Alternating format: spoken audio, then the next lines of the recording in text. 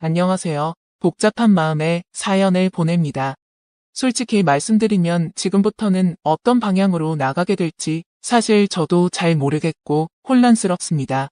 아내와 큰 문제가 없던 터라 권태기 때문에 이런 일이 생기는 것도 아니고 너무도 평범하게 살고 있었는데 욕 한 바가지 먹을 각오하고 익명의 힘을 빌려 고해성사라도 하고 싶은 마음에 글을 씁니다. 8년 전에 제가 아내와 행복하게 결혼을 할 때만 해도 중학생이었던 막내 처제가 벌써 대학생이 된 거를 보면 정말 세월이 빠르다는 것을 느낍니다. 셋째 딸인 막내 처제는 혜연이라는 이름에 어울리게 얼굴도 무척 예쁘고 참한 스타일이었는데 크면 클수록 뽀얀 살결에 늘씬한 몸매까지 남자들이 한 번쯤 만나고 싶은 완전히 아름다운 여자가 되어가고 있는 게 보이더군요. 얼마 전 처제가 저희 집에 잠깐 들렸던 적이 있는데 하얀색 셔츠에 얇은 코트 하나 걸치고는 청바지를 입은 처제가 현관문을 열고 들어서는데 그날따라 더욱 화사해 보였습니다. 정말 모든 남자들이 사랑할 만한 여자라고 생각했지요. 옷이 얇아 그 굴곡이 한눈에 들어오는데 저는 그냥 멍하니 그 모습을 지켜볼 수밖에 없었습니다. 처제가 옆에 앉았는데 화장이라도 했는지 그동안 못 느꼈던 은은한 향도 느껴져 살짝 기분도 좋아졌습니다. 오늘따라 우리 막내 처제 왜 이렇게 이쁘냐며 어디 가서 성형수술이라도 하고 온 거 아니냐고 장난으로 말해도 항상 미소로 답하는 처제가 제 눈에는 늘 예쁘게만 보였습니다. 중학생 때부터 정말 한결같이 예쁘게 컸습니다. 아니 오히려 지금이 훨씬 더 예쁩니다. 저는 와이프와 처제와 함께 외출을 하려고 현관문을 나섰는데 밖으로 나오자 처제는 저한테 팔짱을 끼며 환하게 웃는 게 아니겠어요. 팔꿈치로 처제가 느껴지자 주책도 없이 제 몸에는 바로 반응이 오기도 했습니다. 처제는 정말 생긴 것과는 다르게 가끔씩 이렇게 활발한 모습으로 저에게 들러붙는데 그 모습 또한 너무 사랑스러웠습니다. 아내는 나이 차이 많은 처제와 살갑게 지내는 제 모습이 보기 좋았는지 늘 저에게 우리 동생 잘 챙겨주라고 엄마 같은 미소를 보내면서 행복한 시간을 보냈고 우리는 그럭저럭 화목했습니다. 요즘에 정말 혜연이한테 남자친구가 생긴 거 아니냐면서 어떻게 이렇게 갈수록 더 예뻐질 수가 있냐고 진심으로 물어봐도 혜연이는 내 남자한테는 관심도 없다면서 선을 긋더라고요. 그러면서 가방을 내려놓는데 명품 로고를 보고 조금 놀랐습니다. 명품을 잘 모르는 제가 봐도 알 수 있는 그런 브랜드였던 거죠. 용돈 받아 생활하는 대학생이 어디서 저런 큰 돈이 난 건지 궁금했지만 평소에 그다지 씀씀이가 해픈 것 같지 않아서 돈을 모아서 샀나 보다 하고 그냥 넘어갔죠. 그러고 나서 며칠 후 사건이 터졌습니다. 저는 오랜만에 친구들과 개모임을 가졌습니다. 갑자기 사무실에 급한 일이 생겨 저는 7시가 훌쩍 넘어 도착을 했고 이미 저녁 식사를 끝낸 친구들은 2차로 자리를 옮겨 테이블에는 술병들이 즐비했습니다. 친구들은 늘씬한 아가씨들과 음악에 따라 몸을 비비며 춤을 추느라 정신이 없었죠. 그중 한 아가씨가 노래를 부르고 있었는데 어딘지 모르게 귀에 익은 목소리였습니다. 처음에는 어두워서 보이지 않았습니다. 노래가 끝나고 조명이 살짝 환해지며 아가씨들이 하나둘 친구들의 옆자리를 찾아갔습니다. 그리고 제 옆으로도 한 아가씨가 긴 생머리를 찰랑거리며 다가왔는데 그 익숙한 목소리의 아가씨는 막내 처제 혜연이었습니다. 저는 이 상황이 너무 믿기지 않고 충격적이었습니다. 어떻게 해야 할지 고민하던 찰나에 처제는 어두운 조명에 처음에는 저를 알아보지 못했는데 저와 눈이 마주치고는 얼굴이 사색이 되어버리더군요.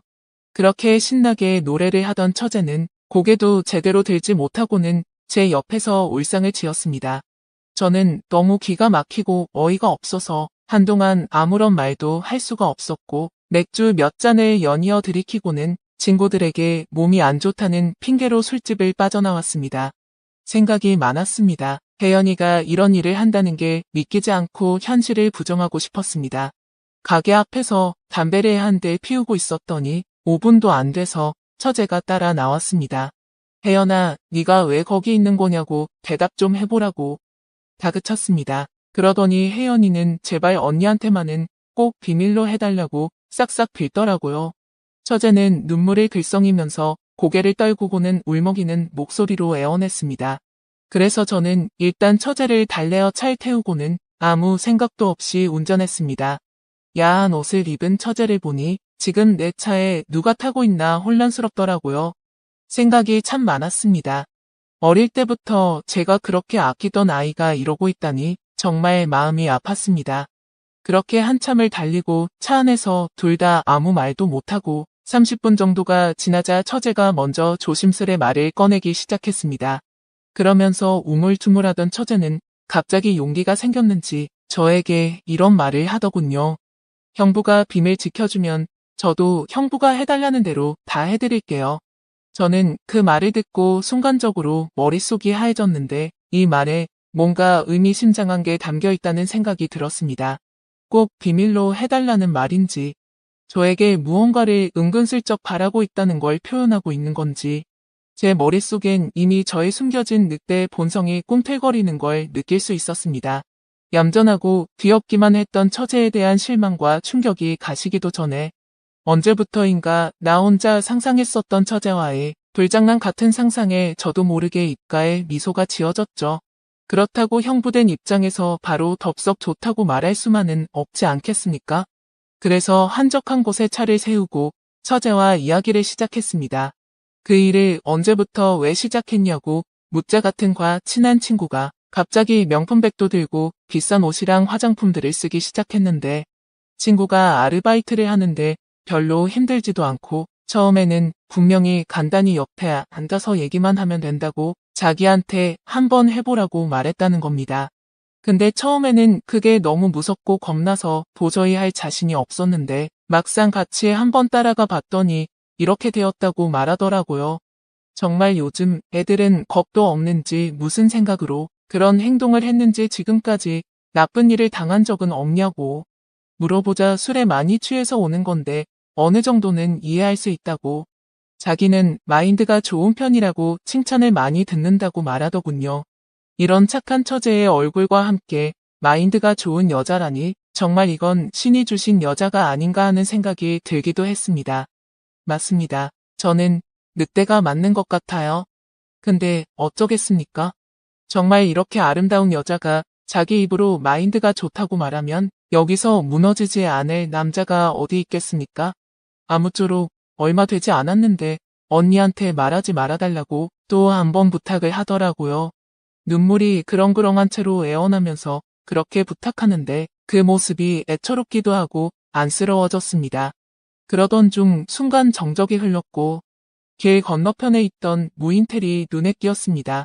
그러고는 처제와 알 수 없는 눈빛을 주고받게 되었는데 서로 암묵적인 동의가 있었던 양우리는 그곳으로 향했습니다.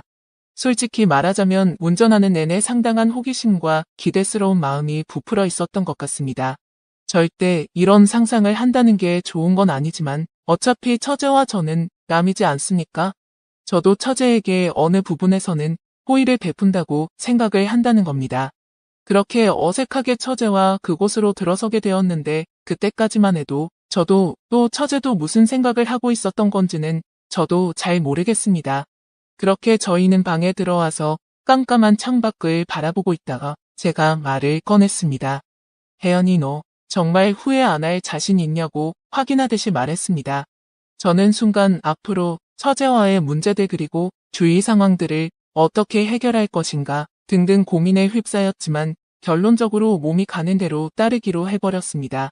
그러고는 맥주를 꺼내 처제에게도 마시라며 건넸습니다. 그리고 처제는 한결같이 제발 부탁이니 부모님과 언니한테는 말하지만 말아달라고 후회 같은 건 하지 않는다고 단호한 표정으로 말했습니다. 맥주 때문이었던 건지 모르겠지만 처제도 저도 둘 다 얼굴이 벌겋게 상기되어 있었죠. 그러고는 떨리는 눈으로 꼬마에서 숙녀가 된 처제가 제 눈앞에 서 있었습니다. 솔직히 처음 보는 여자의 몸도 아니었는데 이루어질 수 없는 관계 때문인 건지 흥미로웠습니다. 처제는 제가 자신을 보고 있다는 것이 쑥스러웠던지 저를 보며 살짝 웃더라고요. 저는 처제의 눈을 지그시 바라보며 입을 맞추었습니다. 처제의 통통한 입술은 어찌나 부드럽던지 처제는 저를 꽉 안으며 저의 그곳을 더듬더군요. 그런 혜연이의 몸 이곳저곳을 부드럽게 간지럽혀주자 못 참겠던지 저에게 달려들더군요. 저의 심장 소리는 커져만 갔고 호흡은 조금씩 가빠지고 있었습니다. 그러면서 제 귀에 대고 자기는 마인드가 좋은 편이니까 하고 싶은 대로 해도 된다고 말하더군요. 혜연이는 더 이상 어린 시절의 그 혜연이가 아니었습니다.